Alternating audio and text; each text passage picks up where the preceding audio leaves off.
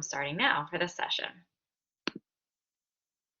One last flash of our schedule, as our last lecture is next week, and it will be Fashion Services Network, which is a panel of experienced professionals that kind of circulate around the retail industry. So they do things such as funding, marketing, recruiting, different real estate, different aspects that kind of all come together. They meet regularly with each other to talk about what's going on in the industry. And I typically end my semester with this group of people, and they do an amazing job of kind of talking about what you need to be aware of to grow your career, to sort of map your path for yourself. I think they also want to talk quite a bit about, what the future of fashion is looking like here, and, what the outlook will be given all of the unrest that we've seen in the start of 2020. Does anyone have any questions before we dive into today? Professor, can you go back to your email, the week attendance question? Yes. Yeah, there we go. I'm sending this to my friend. She's joining our section today. Oh, okay. So that's week 13 attendance. Tell me about your favorite outlet mall shopping experience and why. And with that, let's move forward. So I just wanted to take a quick note to discuss a little bit about the different retail segments before we dive in with Laura, and what is out there and a possibility. I think I quickly flashed this slide to you guys early on in the semester, but since we have a different kind of retail format here with us today, I wanted to talk a little bit about why it's different and how that's made up. There's the specialty stores, which you see kind of over on the left-hand side. We're talking about retail formats, so the different ways that a store can be set up. And then there's obviously the different fashion segments, and different stores will fall in within each of those. So a specialty store is a vertical retailer. Actually, last week with Ann Taylor being in, they are a specialty store or vertical retailer. And basically what that means is that they make their product all the way from A to Z, from design conception all the way through to selling it to the customer and markdowns and all of that. And there are obviously different levels of this. On a more conservative fashion level, the Fashion Book is listed here. I actually don't know that they exist anymore, but another person that you might put on this conservative lineup would be like an Old Navy. They would probably start in an opening price point, a little bit less fashionable, and then you move into the traditional, where Gap or an Ann Taylor might fall in, and then a fashion forward, such as an Urban Outfitters, H&M, BB. They're on the cutting edge of fashion, but they still make their product from A to Z and design it and sell it. Then there's department stores, which hopefully most of you are familiar with. This has been a struggling category for a while, and one of the reasons is because they actually pick up the product halfway through. They buy from wholesalers, and the wholesalers do all the making of the garments from A to M, and then sell it to department stores, who then pick it up there and try to sell it to the customer. And if they don't have strong traffic, or they're not doing very well, they only have a very short amount of margin to work with, because they bought the product halfway through the process. And it's a lot harder for them to pull levers, and it's a lot harder for them to get the exact product that they need in at the right time, because they're working with wholesalers. A discount store would be probably a mix between a vertical and a department store, in that they make some products on their own. They private label some items, but then they buy from some wholesalers. And these really range, from a very conservative Family Dollar, Dollar General, to a Kmart, Walmart, and then maybe on the more fashion-forward side of things would be a Target. And then what the segment is we're going to speak about today is the off-price sector. And Laura is going to speak to us a bit about what that looks like for her. But basically, she designs product that is specifically designed to go in at the outlet stores, or to go into an off-price retailer. And an off-price retailer is someone like a Ross, or a TJ Maxx, or Burlington, Steinmart, Marshalls. Hopefully all of you are familiar with them. But I think that they are a very interesting part of the market, and it's actually a part of the market that's been doing extremely well over the last few years. And I have to believe that with the number of cancellations that are going to be happening after this crisis, there's going to be a lot more of an influx of strong product going into this component. And so it's something that a lot of people are watching very closely across the fashion industry, but also, you know, when you talk about Wall Street, what they're looking at and where they feel like it's a good place to invest right now because they're performing very well. What's interesting about them is that there's a conception that it's all, you know, past season goods. And they had inconsistent assortment of brand name merchandise, which is true. They definitely do buy things off season. They buy things that didn't get completely sold to department stores the previous season or didn't get completely sold within a vertical retailer store the previous season. And but a significant amount of their business is actually upfront product purchases. And that's exactly what Laura is doing for Michael Kors. She's designing product that goes into this market. And I will let her talk more specifically about the Michael Kors strategy around that.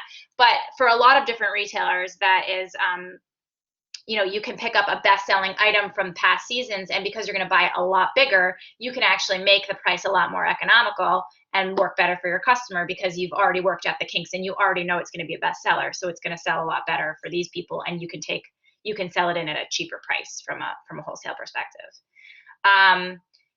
Across the board, though, you're in an off-price retailer, whether it is an outlet mall or in an off-price retailer like Burlington or Marshalls or TJ Maxx, it's 20 to 60% lower than the suggested retail price. So there's a very significant savings for customers.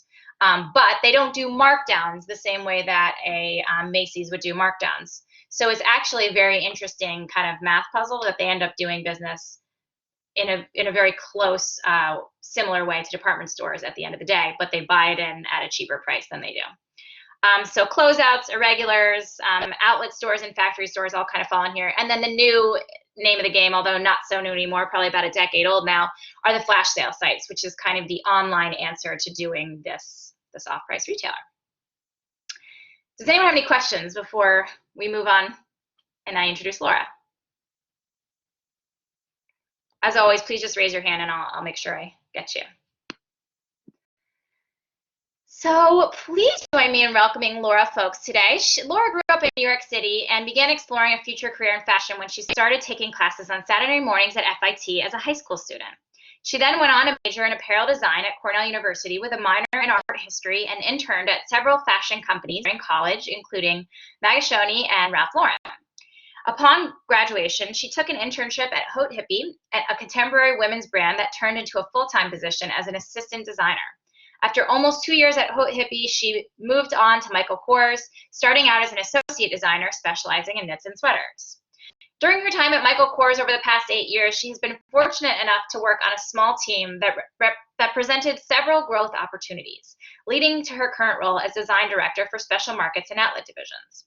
For both divisions, the focus is on developing brand-right items that satisfy the needs of meeting a lower price point while still maintaining the look and integrity of the brand. Laura and her team conceptualize a full line from start to finish, which is then bought by discount wholesalers and retailers, including TJ Maxx, Marshalls, Nordstrom Rack, etc., as well as her outlet buying team. Please join me in welcoming Laura. Hi. Hi. Thanks for joining us today. Thank you for that nice introduction. Yes, I hope you're doing okay and surviving quarantine all right. Entering week 8, I just realized today of quarantine, which is good. Every week time. Yeah. But yeah, week 8, here we go. Giddy up. So I would love for you to just kick off by just giving us a little bit more color about your career path so far and how you've gotten to where you are. Definitely. The introduction that you gave was great. I mean, that definitely kind of explained a lot, but just to, go a little bit more in depth, probably like many of you, I kind of always knew that I wanted to work in fashion.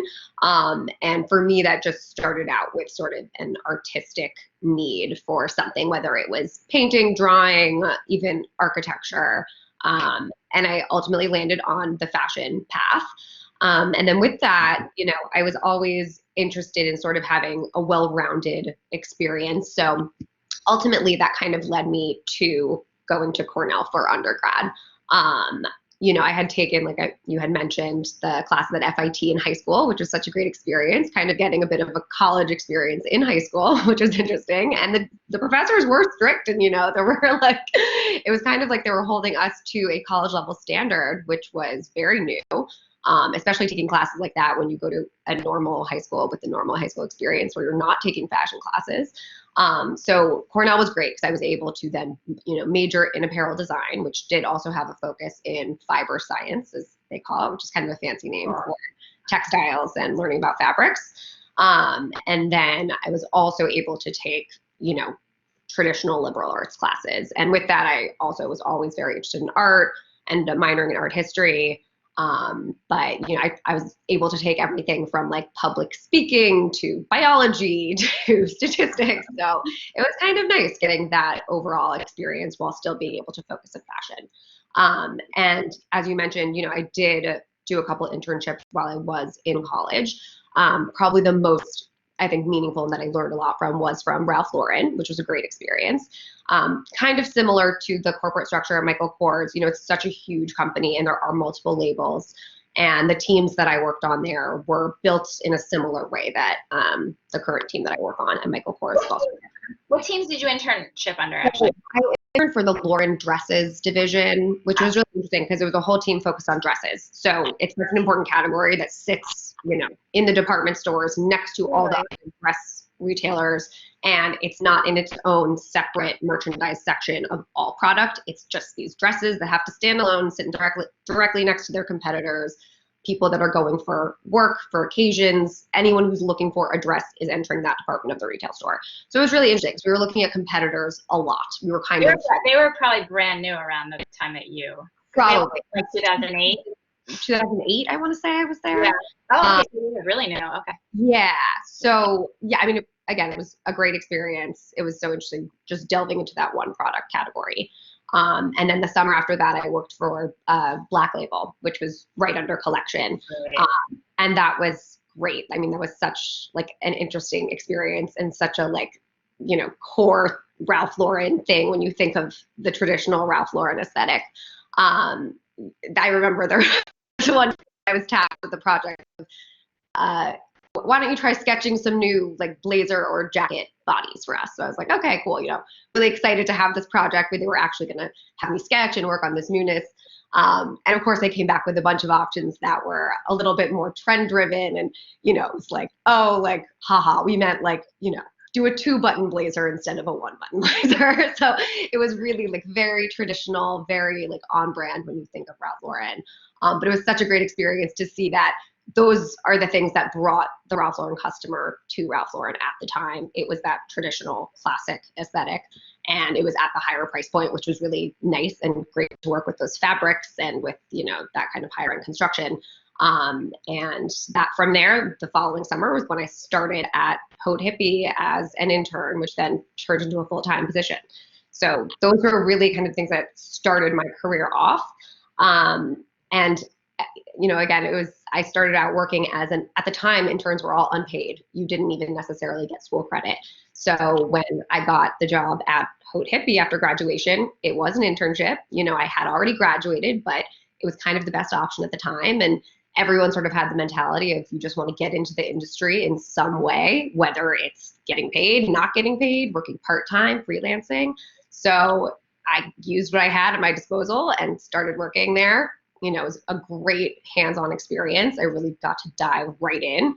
And that full time that I was there after then getting hired full time, I would say I probably learned the amount of stuff you would learn in 5 years in, around a year and a half, 2 years. So that was such a great experience. Difficult, challenging, but a great experience. I wouldn't be where I am today if I hadn't had that.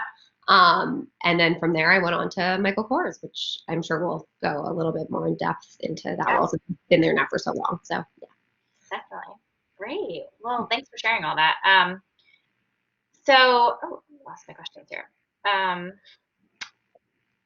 How did you go about getting your internships in college? Great question. It's always like networking, and people really, you always hear that. People always say that, but it's so true that ultimately it's who you know, who you connect with. And it's not always the people that you know right off the bat. If you're sitting there thinking, how am I ever going to get connected to this one particular company that I want to work at if I don't know anyone there? That you can reach out. There are ways of, presenting yourself to people on LinkedIn, whether it's through a networking opportunity. I ultimately, my very first internship I got because it was a friend's mother who owned the company. And, I was close with him. Ultimately, I was given this opportunity. And then from there, I think once I got my foot in the door, I was able to leverage that and then start applying and reaching out to other positions and other companies. So I think getting your foot in the door is difficult, but again, it's all kind of who you know. And then with my current role as well, it was also a case of I ultimately got the interview at Michael Kors because of someone that I had worked with at a previous role. So once you're there, once you start having experience, I think it's the people you meet through the job that really can kind of lead you to your next step. Yeah, absolutely. So I just totally lost my thought. Something you said made me think of something, and I lost it. Anyway, I guess my question was: is Michael Kors still hiring internship for this summer? Do you know, or are the interns going to start? Summer, I think the program is suspended, unfortunately, but it's so tricky with us not knowing when we're going back into the office yet. And normally it is such a job where you have to be there and it's tangible and you really have to do it in. But I do know there are a lot of companies out there that are still offering internships through the remote channels and, however we are working right now from home. But thank you for sure. Yeah. And you guys usually have interns year round as well, right? Like, would you have followers? Recently switched it to just summer. Before that, it was year round. Yeah. Okay. Yeah. So tell us a little bit about your college experience. Were there any activities that you did, or hindsight about what you would have done differently? Yeah. No, I mean, honestly, I think if there's one thing I would have done differently, it may have been I did not end up studying abroad. So that was one thing that I think could have been a sort of nice addition to what I was already learning in school. The reason I did that was so I could take art history classes that would complete my art history minor. So I would just say for everyone out there, it's kind of just a balancing act of figuring out what it is that you actually want to accomplish from your college experience. And I think for me at the time, I was thinking I had kind of already traveled enough and felt like I had gotten that, I had covered a lot of countries that I'd want to go to and had a lot of experience that I already felt were valuable. But I would say maybe that would be one thing I would change, but I'm happy with kind of going the route that I did and getting a well-rounded experience. Yeah, definitely. It's kind of one of those things where it's obvious, but until you live it, you don't really think about it. But once you start work, and you're an adult and you can do all those things. Oh, wow, where'd the time go? A lot of doors close to you. So yeah, it's a good opportunity. I actually, a lot of the students that are in this class are international students already. That's great. Though I think a lot of them have had to go home. So it's hopefully this won't be forever and next year they can do different things. But, definitely. What do you feel like is the most creative part of your job? Honestly, so much of it is so creative, which is the whole point of working in design. I would say the most creative part, I think I saw a couple people from my team also just joined onto the session, so they'll vouch for it as well. I think it's the initial start of a season when you're just delving into it with a blank slate. And you kind of have to look and start with what's out there, start with research. We're always looking at, whether it's art exhibits, blogs, what's happening in the publications, what's on WGSN, and just coming at it from a place of what's relevant right now and how do we boil that down to a color story, a print story, a concept. Where is she going? What is she doing? We normally have this thing at Kors, which I'm sure you're somewhat familiar with, the whole jet set go lifestyle brand attitude. And with that, we're always kind of thinking of where's she going, where's she traveling. So starting the story off with thinking of that, what's relevant for this season, what colors are going to sit back to that. I think that's the most creative because it's like you're storytelling and starting it from scratch. Yeah, I love that. Yeah. That's cool. What do you feel like is the most fulfilling part of your job? Most fulfilling. I think it's definitely working with the team of people that I work with, and not just because they're on here, right? Sorry. I tell them all day. No, but I mean honestly, that's kind of what's kept me at the company for as long as it has. You know, people say that fashion can be a tricky industry and a field with, you know, a lot of different kinds of personalities. But I think that ultimately when you're able to secure a team of people that you not only enjoy going to work with every single day, but who also inspire you and give you ideas and creativity, and you're able to bounce things off of each other, to me, that's the most inspiring thing, I would say, for sure. Great. So I have a question from Xiao Yuwen, one of our students who actually is abroad. She's wondering if you can describe a typical day in the life of a design director. Sure. Pre-COVID, I think. We'll talk a little bit about what's going on now after that, but Definitely. So pre-COVID, again, I'm sure people say this a lot, there is no typical day. It totally depends at what point we're at in the season. I would say ultimately our team is working constantly with vendors and factories that are overseas. So the first thing is, you know, answering all those emails that are coming through overnight because of the time difference. So, you know, you're spending about a couple hours a day going back and forth with your counterparts who are often overseas, answering questions, going out on new styles, coming back with other questions. And then ultimately you're kind of just focusing on whatever point you're at in the season, whether it is that kind of initial concept, color, print development that I just spoke about, or you're taking it a step further and you're selecting fabrics and sourcing fabrics, meeting with fabric vendors and mills, to finalizing those qualities, starting to sketch into bodies, reviewing tears that you're seeing out there for trend and silhouette and trim.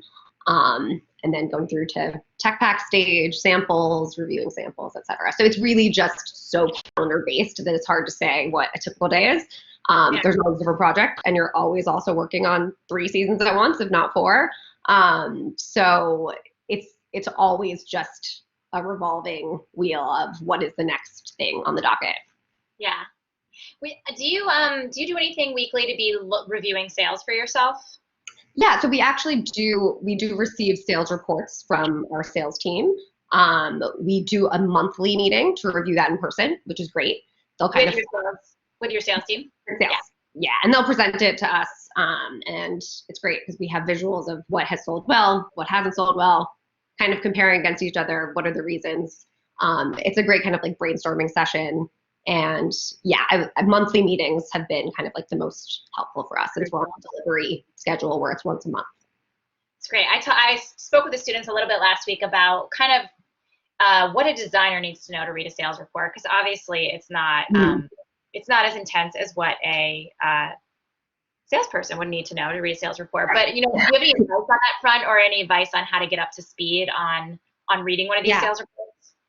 Definitely. I mean, that's a great point. I will tell you that I'm not necessarily as numbers oriented as most of the salespeople that we're working with.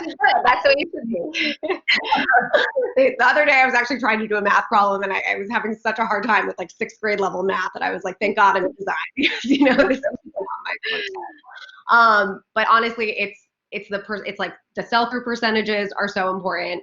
Design really like holds on to that information. And even for me with the weekly selling report, it's always a thing where, you know, I'm going back and I'm seeing, were we higher than last week? Why was this week higher this year than it was at this time last year? So those sell-throughs, I would say, are probably the most important number. Other than that, I'm also always interested in the units that are behind it, because sometimes it doesn't necessarily always ring true as a bestseller if there weren't so many units to back it up. So for me, I think those are kind of the 2 most important pieces of information coming from the design side. That makes sense. And just to kind of making the students understand what she's talking about. So if someone bought 100 units of something and they sold 10 of them last week, they have a 10% sell-through on that item. That might look decent. But if they had, you know, 5,000 and they sold 500 and had a 10% sell-through, that's a little bit more of a significant factor to consider. So the sell-through number kind of gives you that initial read, like, okay, this is strong or not strong as compared with the total group. But the number of units is what she's saying she goes back to see, okay, even though it was strong, like how far did it go, or not far. Definitely. And also just to tack on to that too, I mean, another thing that we're also often looking at is what the actual like MSRP or retail was on the item, because that's such an interesting piece of information too, because it's like there are times where surprisingly something that cost a lot is actually selling because people see the value, they have a reason to buy it. And then on the flip side of the coin, something that's priced very sharply and very competitively is also often doing very well, considering that people are always down to buy a t-shirt for like $19.99. So seeing both sides of the spectrum is always really interesting. Yeah. Yeah, definitely. So my next question is actually from Samriti Sharma, and she's wondering how Michael Kors is handling the COVID-19 crisis. Yeah, definitely. Yeah, so I mean, ultimately, fashion in general is obviously a bit of a tough place to be in right now. I think, we all saw today that J. Crew finally filed for bankruptcy, and a number of other companies are struggling. Probably smaller scale is doing the worst out of the larger companies, the smaller brands out there. So for us right now, we're just really in a place of trying to focus and hone in on how we can most cost effectively get through these next couple seasons. As you mentioned, there were a lot of canceled orders. That's something that we're also working through to trying to repurpose to see if we can build that into future deliveries, that, stuff that we have a lot of product for that's just sitting in our warehouse. If that can be something that's more meaningful in, about a year from now or 6 months from now to ship. So we're looking at ways of being strategic with that, looking at all the fabric that we had ordered that was left over that's also just sitting in our factories. How can we use that? How can we cut new orders that are going to use that up without having that on our books? So that's how we're dealing with it from more of a supply chain side of things. I would say in terms of just like the corporate structure and how our day-to-day lives are going right now, it's really just a matter of trying to work from home as best we can in the most efficient manner. Again, it's kind of tough in fashion, especially being in design, being in a field where it's hands-on, you kind of have to see things in person. You can't really tell what a color standard looks like over a screen. That's something that you really do have to see on your own. Yeah. But we're just kind of taking it day by day, week by week, sort of figuring out new best processes going forward. And a lot of that is just being able to communicate strongly over email, whatever it is, WebEx, Zoom, all of that. So I imagine you have to be doing a lot more sketching rather than writing. Definitely. Which is probably a little frustrating.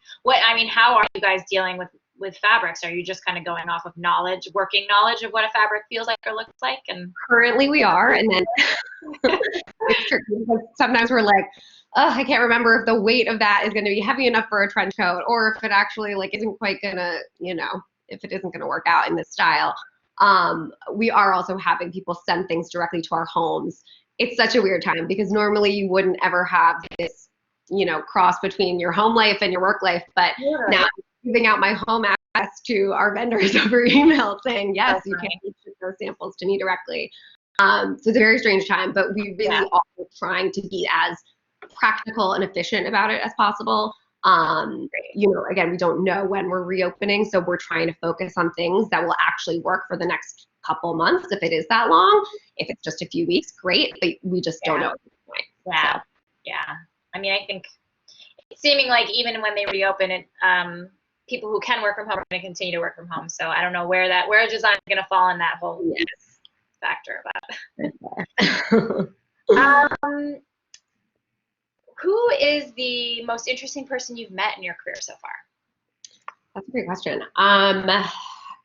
The first thing that comes to mind, and it's not maybe the answer that you're looking for, but when I worked at Haute Hippie right out of college, I don't know if any of you are familiar with the brand, but it's a contemporary lifestyle brand that was sort of boho, ethereal aesthetic. And the owner of the company really had an affinity for country music, and we always used country music lyrics and stuff on our graphic t-shirts. So there were a couple country music artists that came into the office for shoots, and we ended up giving them product to wear and all that. I remember one day I ended up meeting Miranda Lambert randomly in the hallway, which that was cool and random. But it's funny the kind of people you meet along the way in fashion. Of course, there are people that I've, met in more formal settings and meetings that have also been, influential and important people. But I would say the most interesting people are, those random guest appearances in the office. Yeah. Michael Kors too. It's funny the people you'll see coming up and down the elevator for fittings and going to meet with our press team, whatever. So yeah, it's great. That's great. And is Michael Kors involved in the business? Is he a face that you see often? Yeah, he absolutely is. And he's still there almost every day. He's very involved in meetings. People don't necessarily think of a company like that with the name of the man behind the brand as being so involved as he is, but he's actually still quite involved. That's awesome. That's really great. What do you feel like has been one of the most successful things in your career so far? When you think of things that you're the most proud of so far. Yeah, definitely.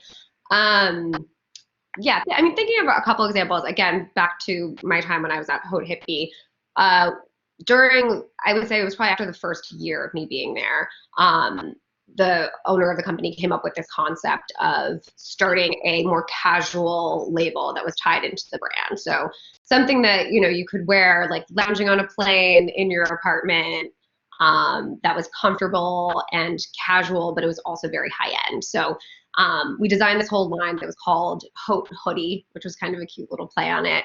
And as the knitwear and sweater designer at the time, I was pretty much fully responsible for this entire line, which was great. As an assistant, I think at that time maybe I'd been promoted to an associate designer, but having only been there for about a year or so, helping launch this entirely new concept of the brand.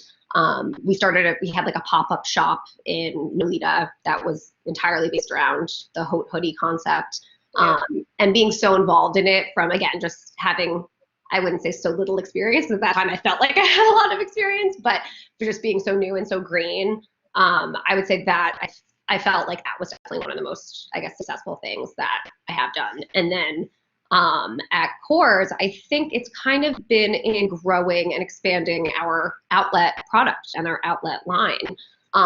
We never really designed specific product for outlet until up about 2 years ago. Prior to that, it was really just the handbags that were specific to outlet. The clothing was really just excess inventory, stuff that we had bought extra of. But now we're really designing a full line, start to finish, and just being able to walk through the process of doing that over the last 2 years. I would say, yeah, that was another success for Very sure. Cool. Yeah, it's really fun to see your own business kind of. Yeah, definitely. And it's the best when you then see people walking down the street wearing the clothes that you actually did design. So yeah, that's awesome. So you've definitely hired many employees over the years. What qualities do you look for in a strong hire, or have you begun to notice creates a strong hire? Definitely. I love that question. I would say that ultimately, and it's of course coming out of a design perspective, designer, right? But aside from that, forgetting about like the portfolio and the actual work that you're bringing in, number one most important thing to me, I would say, is like your energy and enthusiasm. If someone's coming in and they're kind of, maybe they're acting like they feel a little too above it or a little too important to be there, and not necessarily worthy of your time, I think that's probably the biggest turnoff in an actual interview. Someone who's enthusiastic and excited about the brand, excited about the team and the company is definitely number one. Number two, I would say, which is kind of similar, but just being a strong communicator, just being able to, get your point across clearly and delivering it with conviction and passion and all of that. I would say those are the top two things I would look for sure. Yeah, that's great. I guess the flip side of that question then being, what makes someone a great leader, and who's the best person you've ever worked for, or the qualities of this person that you've worked for? Yeah, definitely. I actually would say my current boss has been the easiest and best to work for. And the people on my team who are on this call can vouch for it now. But he's such a strong leader because he has the passion behind it that is so like evident in any meeting that we have. It's not in this overt, excessive way. He's very in tune with the brand and exactly what the customer needs, and he's able to get that across. And then in addition to that, he gives us the room to build our own line and gives me the room to lead my team. And I think that makes a strong leader, is having the trust in the people that you manage, being able to sit back, not micromanage, I think is a big thing that people struggle with. And I think the strongest leaders that I've worked with have all been able to do that. Take a step back and let the people that they lead others. Run wild. Yeah, that's great. How difficult is it to maintain brand integrity when you're trying to hit a price point and work with wholesalers or, the outlet division? Yeah, this is like the constant struggle of our job, right? So it is difficult, but I would say that's the number one thing that we're dealing with every single day. It's basically we have to be so in tune with what is it exactly that the customer wants from the brand and pulling out those items and making sure we have that on the garments rather than focusing on trivial little like styling details. One thing that we've been able to pinpoint that they're always buying and that they're always into is hardware. They want Michael Kors written on it somewhere. They want a gold button, For sure. a gold bar. They want something on it. And in that we're always trying to make sure that everything we design goes back to that idea, but it's also just making sure that we're doing it in a way exactly that is, brand relative and brand conscious. And we do need to be a little bit trend conscious as well. Our customer is, I mean, we could say that the outlet and off-price customer is different from the full-price customer in some respects, but at the end of the day, they're not so different. They're actually, the woman that's going to the full-price retail store is also going to TJ Maxx to look for our brand. So we do need to make sure that it does sit back to what we are doing in full price. I would think that I would say that those two things, really just pinpointing the thing that the customer is looking for and then making sure it sits back to what we'd be doing in full price. Yeah. What is your favorite all-time store to shop in and why? Ooh. I would say that my favorite, I mean, starting kind of like high to low, I would say one of my favorite brands to shop at is probably Zimmerman. I mean, the aesthetic is obviously like very fun and girly, and the prints are amazing and the fabrics are awesome. Granted, we're not necessarily always buying for that price point. We do often look to Zimmerman for inspiration. Yeah. Looking at a lower price point, I hate to say it, but we really are constantly always looking at Zara as well. We're looking at like Other Stories. We're looking at Cause. We're looking at, I think more often than not, it's interesting to see what's happening in that kind of fast fashion space because they are able to achieve what they can at such a sharp price point. And those are also just happen to be the places that I like to shop as well. Yeah. I would say that it's difficult these days to shop in a department store. I think if you had asked me the question 5 years ago, I might have said Barney's, Saks, Bloomies, but it's changed so much. It's so much. The customer is expecting a more curated experience. They want exactly like what they're going to wear, what they're going to buy today, wear tomorrow, right in front of them at a cheap price, while still maintaining some of the quality. And I think that the stores that are able to deliver that kind of like quick reward of, you came in to get exactly what you were looking for because you saw someone wearing it in a magazine or on runway. I think that sort of instant gratification is what makes some of those stores successful and makes myself and other people on my team want to shop there. Yeah, I see that for sure. Who can you tell us a little bit about the customers that you work with? Yeah. From a wholesale perspective and the retail about your outlet division, like how big it is and things like that. Right. You mean the customers? You mean the you're talking about some off-price retailers and all that. Exactly. Yeah. So I would say our biggest is TJ Maxx and Marshalls. They're a huge part of our business. You also mentioned Ross stores. Students, if you're not aware, they're actually the same company, TJ Maxx. Yes. TJ Maxx and Marshalls are Marmaxx together. Mm-hmm. They're a huge part of our business because they do so much volume. We do sell to Ross stores, we sell to Burlington, Steinmart, some of those guys. We also then sell to Neiman Last Call, Bloomie's Outlet, which may have just gotten, I don't know if they're still in business anymore. Oh, really? Yeah, Saks Off Fifth, I believe they're still around. Yeah. It's funny because some of them are like slowly starting to like shut down during all of this. Like for example, we had sold to Loehmann's, which went out of business like about a year ago. Century 21, a bunch of smaller retailers that don't have as many doors. I think that pretty much covers the bulk of it. And then it is interesting because our team is also tasked sometimes with coming up with product for some of the more full price department store brands as well.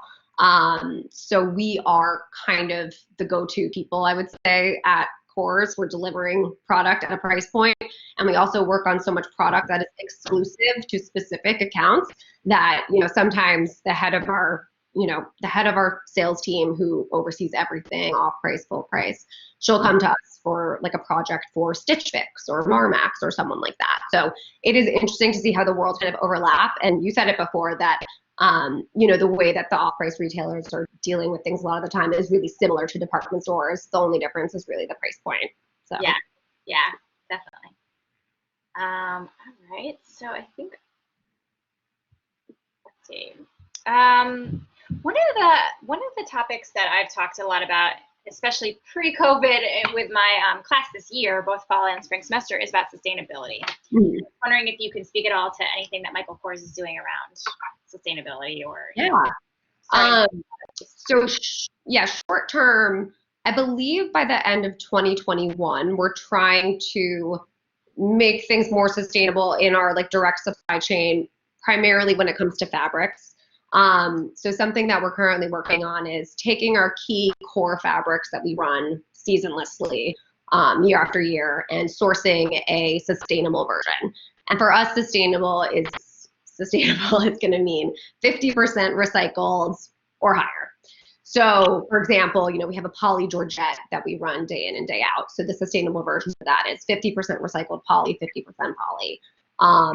Slowly, we're kind of having those recycled versions filter in to our normal selection. And ultimately, the goal is to have as much of that as sustainable as possible within the next year. And then I think it's by about 2025, so 5 years from now, they are looking to become ultimately carbon neutral in the supply chain. But I think that that's going to be a little bit longer of a project, and we're going to have to work with our factories a bit more closely to get there. So short term, it's more about fabrics. Okay, that's great though. I mean, keeping a lot of landfill. Yeah, exactly. And the great part is that the customer can't really tell the difference. If we can't tell the difference, we know the customer can't tell the difference. So a lot of these are super comparable. If you held them up next to each other, you wouldn't be able to tell which was recycled and which wasn't. Yeah. My next question is from, actually, no, she's in class, so I'm going to let her ask it herself. Rongzhen Shen asked, how you balance creating trends with controlling product costs? Creating trends with controlling product costs. So I think that kind of goes back to your question about how do we make sure that we're staying brand right in this competitive, sharp price point environment that we have to design for. And again, we're constantly looking at things that we can do to achieve a little hint of that trend, but making sure we're doing it in a effective way. I mean, one thing that immediately comes to mind, which is a funny example, is we're seeing all this like smocking out there, like smocked tops or like a fully smocked bodice. And funnily enough, even though there's no hardware involved, smocking costs a lot of money to make. Like, who knew? It's a lot of fabric consumption, it's a lot of workmanship. So something that we're doing is maybe instead of doing a fully smocked bodice, we're just doing a short smocked panel at the top. Or we're just smocking the front and we're not smocking the back. So we're coming up with solutions that still can achieve the trend and what the customer's looking for, but doing it in a way that's a little bit more affordable. So just as one silly example, that's kind of like how we normally look at things. Top of mind right now. Yeah. And on that same kind of vein, like, how do you take your own fashion sense and fold it in with a brand that is yeah. I mean, it's funny. Something that I always say to people is that there is such a big difference between an artist and a designer. And an artist creates the art that they want to create and puts it out into the world, right? So if it were up to all of us to just go and do our own thing, we totally could, but it wouldn't necessarily appeal to the masses, and in this case, appeal to the customer. But I think what makes a strong designer is being able to sort of take your own ideas, your own aesthetic, but merge it with the brand. So that's one thing we're constantly dealing with, and it's such a back and forth. We have sketch reviews together as a team all the time where we'll look at a certain, a piece of a sketch and say, this part to me reads Kors, but we have to get rid of the peplum. That's not gonna, it's a little too feminine, or let's get rid of that ruffle. I think that's not quite our customer. So we're constantly shifting and tweaking things to make sure that we are catching what's out there, what we like, what we see from our own viewpoint as a designer, but just shifting it in ways to make it brand right, if that makes sense. Yeah, that definitely makes sense. That's great. Shreya Kurdat asked me, let's see, at Cornell University, you had a minor in art history. How did that have an impact on you as a fashion designer? Or how I thought that was probably one of weirdly like the most influential things that I could have been doing outside of fashion to impact, my fashion career. I think if anything, this is a funny answer, but I think if anything, it also just opened my mind up to color and that whole world, because I wasn't necessarily, you don't really take that many, you maybe take a color theory class in college or something like that. But I wasn't really as perceptive about that, I would say, until I really started studying art history. And I think after that, that sort of helped build up my skill set for designing a color palette for a season and thinking about how colors complement each other, and looking at a Rothko painting and thinking, why is it that those two colors sit better together than these two colors? So, yeah, that's one thing that I would say definitely, impacted my design skill set. And also, people are always referring to different time periods in art when you talk about, fashion in general. So saying something is very like Art Deco, for example, you wouldn't necessarily have known what that meant if you didn't study the history of it. Right. So just learning some of that terminology was really helpful, for sure. That's great. And I think my final question is just if there's one piece of advice that you want to share with students before they embark on the world of fashion outside of school, what would it be? Great question. I think I would say that, and again, I think starting out, I think it's just to focus on how you're going to be able to achieve what your goals are, and taking it in a way that you are more focused on the goals than on, say, like the title of a job that you're looking at or how much the salary is. I think ultimately when I was starting out, I was lucky enough that I was able to just live at home while I was interning, which was great. I know not a lot of people are always, given that opportunity, but it was able to put me in a position where I could just focus on the role itself, because I knew that was going to get me to where I wanted eventually, rather than just jumping into something that wasn't quite right because it was a job. I think being able to just be a little bit patient with the process.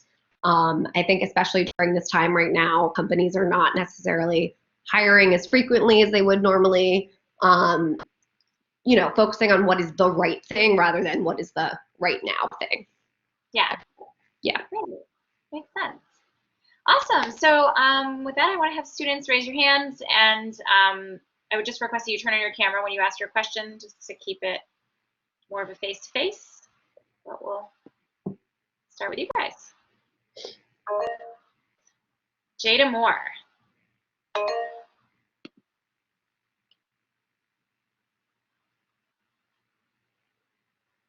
She's coming, hopefully. Maybe. Jada? Hi, can you hear me? There you are. Yeah, hi. Hi. So I know that you had to build up to be a director. And I'm just kind of wondering how, what's the difference between that? And I think in terms of workload, how do you balance that with like regular life, like aside from work compared to how do you just balance all of that? Yeah. Well, yeah, I mean, I can kind of tell you like what got me to this current role. So I think ultimately, when I started out, like I mentioned, I started as an associate designer working in knits and sweaters. And because I was on such a small team that focused on this product, I was, able to move up through promotions. And eventually I got to the point where I was a senior designer and I was managing a bunch of people on the team. And then with that came the opportunity. At this point in time, I was mainly working on special markets, which is the product for all of the off-price retailers. And then after that, an opportunity came up within the company for us to take on the outlet division as well. So about a little over 2 years ago was when we were given the outlet division product to, create our own full lines from start to finish. And it was with that I was given the promotion to director. And again, like these things, it's like I say I was so lucky because so much of it is right place, right time. Like it wasn't necessarily something that, would have just been sprung on me in a normal situation. It was the fact that things with the company were changing. And, so much of it is luck in that regard. But I think, I was the right person for the job given that space. And to say how it kind of impacts work-life balance, I would say that, in general, at Medical Corps, we're very, we have a very strong work-life balance. We want people to have full lives outside of work, especially in design. That's something that's so important because every weekend we're going out there and we're getting inspiration from things that we don't get in the office. We're going to museums, even going to a park, even going to, going shopping on your own. There's so many opportunities that we don't get when we're sitting at our desks. So that's something that I, strongly promote on our team. And it's something that we all stay there for. And I think that's what's kind of kept a lot of, people there for many years. And that's what's given us longevity at the company, for sure. Okay. Thank you. Thank you. The next person I have is Nizan. Hello. Hi. Hi. Can you hear me? Hi. My question is, what are MK looking? What are the skills that MK looking for from the intern students? What kinds of skills? I would say, if you're looking for, I'll address it for different kinds of internships. If you're coming for a design internship, I think ultimately, we want to see sketches to paper. We want to see that you have a strong eye and creativity that is going to be able to apply itself to the brand. One thing that I like to see if I'm interviewing for an intern position is maybe projects that you've done for other companies that kind of show how you were able to take your own aesthetic and apply it to other brands, which is kind of a great thing to see from an intern role. And then again, those other things I spoke about, like strong communication skills, excitement, enthusiasm, passion for the brand, for design in general. I would say if you're coming at it from more of a sales or merchandising perspective, I think all of those things still apply. Still, being really excited about the brand. I think communication skills are so key. It's funny because now that we're working from home all the time, another thing that I would say, which is normally just a skill that you would need for sales and merchandising, but now is becoming even more important for design, is even having full repertoire of Microsoft Office. I found myself using Excel these days as a designer more than I've ever used it before in my life because we're trying to come up with new ways to communicate. So even just being able to have proficiency in other kinds of programs, I think is also important. I think, those are really the key things for a design role, for sure. Okay, thank you. Yeah, of course. Sunghee Her. Hello. Hi. Hello. Hi. My question is, where do you usually get your inspiration when you prepare the new season, and how could you guys develop the idea and build up when you decided? Definitely. I mean, I think the first place I normally start is looking at other publications, looking at Vogue and W and everything that is out there, whether it's digital or you're looking at it in the hard copy form. I definitely am still a person that reads magazines, and it feels so foreign these days because everyone's looking at everything online. But when I first started out, people would talk about tears as the thing that you would literally tear out of the magazine, whereas now we're talking about things that we're pulling online. So yeah, I think that's definitely where I would start. Looking at editorials, I think, is a great place to, come up with a concept idea and a story. But then from there, we're looking everywhere, whether it's a blog. I'm pulling ideas off of Instagram. I'm pulling ideas off of other e-commerce sites. It runs the gamut. But I do think that going back to the true editorial format is really an easy place to to build your story. Okay, thank you. Thanks. I have another question here from an abroad student. You worked in the industry for quite a while. Did you ever think of starting your own business? Why or why not?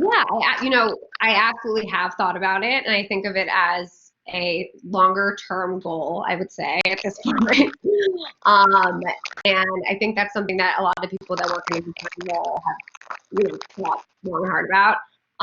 For me personally, I found that it's so important to build a foundation, and I still think that there's so much that I'm learning, especially when it comes to just, how a design company works, the full structure. One thing that I do think I benefit from working on the small team that I do is getting to sort of see the full process from start to finish. Getting to work so closely with our sales team, with our production team, with our tech designers, with our merchandisers. I do get to see every piece of the puzzle, and that's still something that I'm putting together and learning all the pieces. I think that's something that I would want to become even more proficient in before I would ever start my own line. And I also think that right now is a particularly difficult time to start a line. So Totally agree with that. also, so much of it has to do with like the culture, the climate. And one thing I'm constantly thinking about, and I think especially right now, is the way that people are shopping and spending their money is drastically changing, right? Like we've seen it already changing over the course of these last couple months that we've been in quarantine. So I think going forward to come up with a concept for, my own line or a company or whatever would have to involve something that would sort of like fill the niche or like fill a void for something that we're missing out there in the fashion world. I don't think I would want to just, have a traditional like brand format of, maybe you sell to department stores and then maybe one day you have your own brick and mortar. I think it would have to be a little bit more modern thinking than that. And I'm still kind of trying to pinpoint how things are shifting in that way. So that's something I'm always thinking about when it comes to eventually starting my own thing. Yeah, that makes sense. It's exciting. Thinking about it's a crazy time because, people who had plans of, starting their own company, things are just totally changing, that where you're seeing in front of your eyes, like how your business plan then has to change and how you have to rewrite the script. It's right now, I think we're experiencing what is the biggest change in our industry since, I guess I would say maybe even like the recession in 2008. I think that ultimately we're going to see a big shift within this next year, well into 2021. People on our team, we're constantly now working on researching like loungewear and athleisure, whereas before we were looking at occasion wear and what's she wearing, out right, exactly, to a wedding, out to brunch. We don't get to go to brunch anymore since all of the restaurants are closed. So it's these little things that are shifts in lifestyle that are totally affecting the way that we do business. Yeah, that makes sense. Are there other questions out there from students? B. Hi. So you talked about how you did knitwear at Hippie. Oh, Hippie. Like, how did you learn knitwear? Because it's so different. It's like another language that you have to learn. And like, any plans to go back to doing that in the future, or like, yeah. Yeah, that's a great question. And it is interesting because I actually never took a knitwear class in college. Like we didn't have that. I think at FIT you guys have the option to specialize, but I never had that option. I was kind of taken under the wing by the design director there at the time, who was the main person working on sweaters. She pretty much taught me everything that I know. And you are right, it's a totally different language. Like not only are you designing the garment, you're designing the fabric, the stitch, the weight. And it really became my favorite category super quickly. I was like fascinated by it. I thought it was so interesting. And I still am somewhat working on sweaters since I'm managing people that work on sweaters. And actually our sweater designer ended up just leaving since she's moving to the UK. So I'm now kind of the temporary sweater designer for the team. But it's like, it is such a specific niche.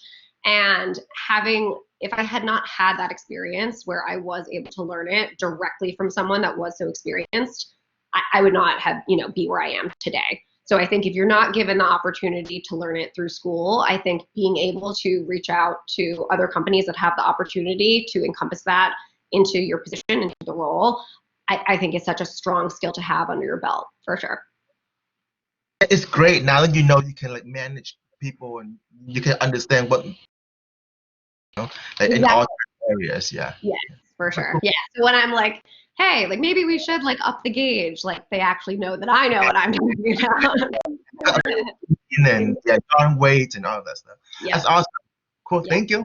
Yeah. Hey B, before you leave, Son just asked you on the chat, and I was wondering the same thing. Where are you? Oh, I'm in Jersey. But you're like in a studio of some sort. Yeah, so I have a studio in my home, in my place. Really? Wow, that's impressive. Well, some people call it a hoarding. I don't think so. You're very productive in quarantine over there. Yeah, seriously. You're gonna end up having all these designers coming to your house. Well, Michael Kors team showing up tomorrow. Exactly. Our factories are, not in business right now. So. Our warehouse is closed, but your studio's open. Yeah. Thank you. Thanks. Brian Marientos. Hi. Sorry. Oh, we can hear you, but Hi. there Can you hear me? Yep. Yep. Hi. Well, Laura, thank you so much for being so raw with your experience and giving us feedback on that. I Of just course. wanted to feedback on the interning process. When it comes to maybe going into a full-time position, is there something in inequalities that you look for when it comes to talent, building talent pipeline for your team? If you could just Definitely. share with us. For sure. I would say that the interns that have always stuck out to me as someone that I would absolutely hire full time are the people that are like super dedicated, and it's not necessarily in like the effort you put in or the hours that you work. It really goes to show in like the work that comes out of it, and the projects that you present. Um, I definitely have also had experience of going back to previous interns and saying, hey, we are hiring for this position that I think you'd be a great fit for, and having those people come in and do the interview process. And it's always been the people that have really, had this level of excitement for the brand, enthusiasm, dedication. And, it always goes back to like your attitude about things and, how that comes through in the work. If you aren't excited about the brand, it's not going to show through in the sketches you're putting out or the projects that you're doing. So, those are the people that have really stuck out to me as someone that I would hire for a full-time position. Perfect. Thank you so much. You spend a lot of time with your coworkers, so if they're fun people and they're enthusiastic, those are the people you want back again. Absolutely, yes. And we're trying to find ways to have fun and do things that we would normally do with our coworkers outside of work in quarantine. So, like tomorrow is Cinco de Mayo, so we're doing a Cinco de Mayo Zoom with the whole team. We're constantly, it's great when you do have people that you work with that are like a second family, and you spend more time with them than you do with your actual family. So ultimately, strong team makes strong product and drives future business success, really. Yeah, and creates retention, which is super important, I think, for good business. I think out of our full, like extended team, when I'm talking about our production, sales, design, everyone, there are people that have been here for over 10 years. There are people that have been there for 4 or 5 years. And in fashion, that really is so rare. It does seem like a place where people jump around quite a bit. So it really speaks to the brand, I would say, and the way that the company is run. Sounds good. Thank you so much.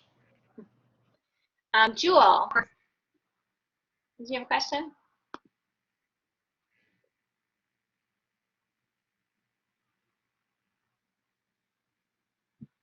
Jewel Smith? I think she's had some connection issues, I've noticed. Throughout. Jewel, are you there? Why don't I ask some of her questions for her? Sure, yeah.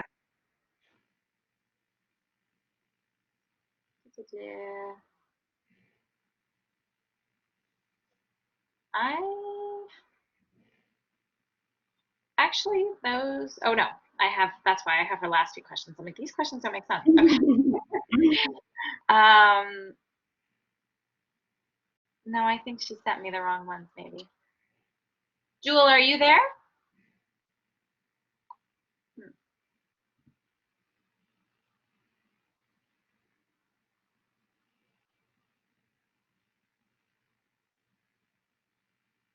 Okay. Maybe this is the right thing. There we go. What is the most difficult decision you've had to make as a design director? It's a good question. Yeah, it is a good question. I do think that I would say the most difficult decisions come when it comes to, and this is on a like smaller scale level, but when you put so much work into something, ultimately you kind of have to end up selecting the pieces or the product that's going to be best for the line and that's going to sell. So I think some of the hardest decisions are in dropping styles or canceling ideas when we know that it's not necessarily going to be what's best for the brand. You know, people in general, not just designers, tend to get tied to their work sometimes. And, you know, it can feel a little bit personal when something that you spent so long working on ends up getting nixed entirely. And I'm sure we've all experienced that before, but I would say the difficult decisions are when we really have to say, okay, you know, we have to scrap this whole idea that we've been working on for the past couple of weeks, even if it is going to take us more time to come up with something new because this strategy is shifted and now X, Y, and Z is more important than ABC. I think those are the times where you really have to just kind of cut ties and move forward. And fashion is just such a forward-thinking industry in general. You can't be dwelling on something that may have been relevant 5 days ago, but is now no longer. So those are the hardest times for sure. As a piggyback to that, do you ever have a hard time kind of differentiating, like taking your feelings out of the equation? Because obviously it is an artwork. You guys design a product and then putting it forth, and maybe it gets slaughtered by a sales team. And like, how do you kind of deal with? Yeah, no, it's funny. I think at first, starting out, that was very much like a kind of reaction that, you know, people would have, including myself. I think I learned pretty quickly that you cannot be tied to it. You have to look at every single thing as its own entity and step outside from your work and be able to critique it with fresh eyes. Otherwise, you're not going to last. You know what I mean? Like, simple as that. And I know that's kind of like blunt and to the point, but the second you can separate yourself from your work and look at it, you know, like I said, with fresh eyes and be able to critique it as if it weren't yours, that's what makes you a successful designer. Really being able to look at it with a critical eye. And, you know, there's a difference between criticism and having constructive criticism. So I think focusing on the constructive aspect of it, of your own work, is a skill that it takes time to build, for sure. A thick skin. But once you do separate yourself from it, it's not even like a thick skin thing, because you're thinking of it as its own thing, right? Like, you're looking at a dress like completely, you know, without subjectivity, and just thinking, okay, is this, are people going to buy this? Is this going to work? Is it going to execute? Do we like the fabric? Do we like the fit? It doesn't have anything to do with you at that point. It's kind of how it. That's a good way to think about it, for sure. I like that. Yeah. All right. Any more questions from students?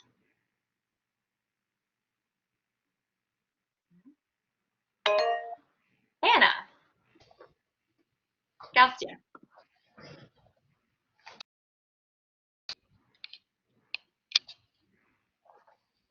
Hi, sorry, I'm just waiting for my camera.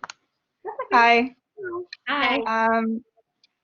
My question is, so with the coronavirus being, you know, a big issue in the world and the fashion industry and everything, like, what are the job outlooks, like, generally looking like for designers, and how long do you think this is going to impact the industry?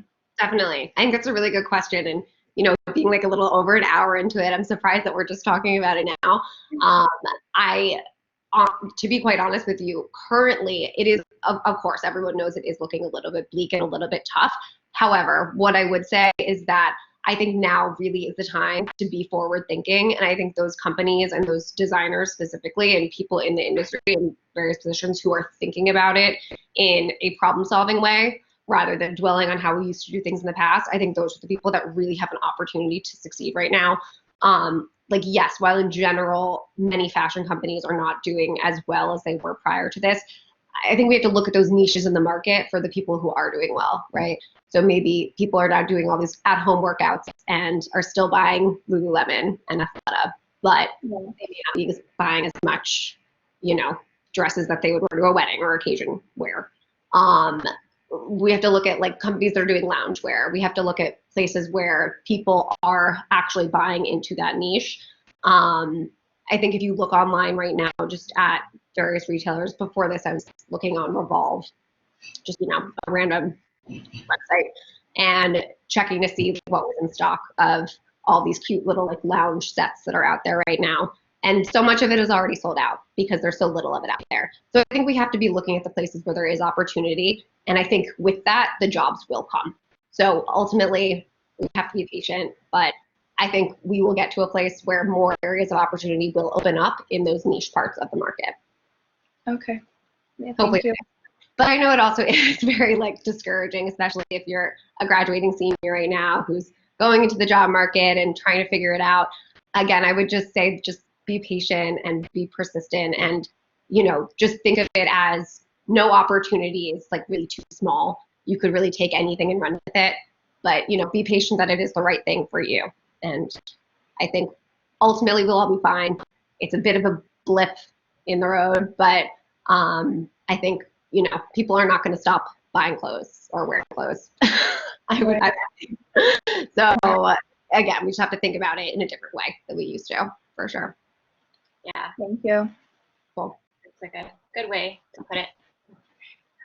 B. So I have like a few, not really question, because I think it's cool how like you mentioned how like when we're in our portfolio we need to have things that are like our personal style, but then like also like do things that will work for like pretend that you work for a company, and then you will have that in your portfolio, because then like at the end of the day it's really you're designing for the company, not really for yourself. You bring like 10% of your own style into this whole thing, and then maybe I'm wrong, but like that thing is cool So how like definitely. I do think the part that is your own aesthetic is very important. Of course, people want to see that. That's kind of like what's going on in your mind, right? But I think, yeah, being able to apply it is so important to see from an employer's point of view. yeah. That's because I'm old. Thank you.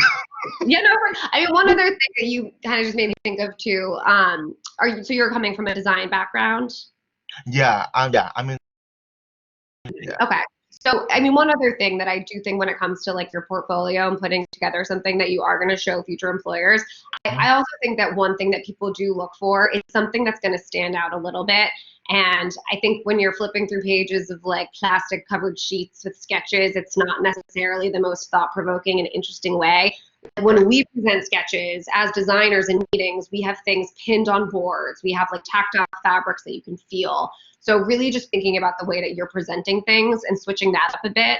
I saw a girl who came in for an interview who had this whole setup of like boxes. And then she would like open the boxes and the boxes told a story. And within that, she had like little books that she had created and like boards with sketches and ideas and other like kind of like trinkets and stuff in there that sort of told the story of the line. And I thought something like that was so memorable. And you could tell that someone like that is thinking about not only how are these sketches going to look, how are these going to come across to the person that I'm interviewing with, but also how is the whole idea going to tell itself as this cohesive story. So I think that's kind of one like piece of that as well. Yeah. Nice. Presentation is important. Yeah. It's very important, for sure. I always tell people it's like, you think it's like 99% the work and 1% presentation. It's so far beyond that. The presentation is everything, ultimately. Yeah. It's so hard to look at something if the presentation isn't on point for what it is that you're trying to show. Yeah. Are there, to that end, are there also like any computer skills that you won't even interview someone for unless they have those on their resume? In particular, I still sketch by hand, and I still encourage people on my team to be able to have that skill. But obviously, I acknowledge that a lot of people are doing most of their sketches in Illustrator these days. So for me, it's not for me, it's not a requirement. I always say the way the sketch looks is the way that the garment is going to look when you send it off to the factory. However, you are going to get that sketch to look as accurate as possible. The format, the way that you do it does not matter to me. I would say going forward, yes, of course, having Illustrator background and, being like privy to all of like the Photoshop stuff that you can use as well is very important, but I wouldn't say it's a deal breaker. I would say it's about the sketch. It's about how that comes across. All right. Thank you. Of course. Great. Any last questions? Or does anyone that has joined in Laura's personal network, whether coworkers or otherwise, have anything they want to add, ask, say? You don't have to turn your camera on if you don't want to.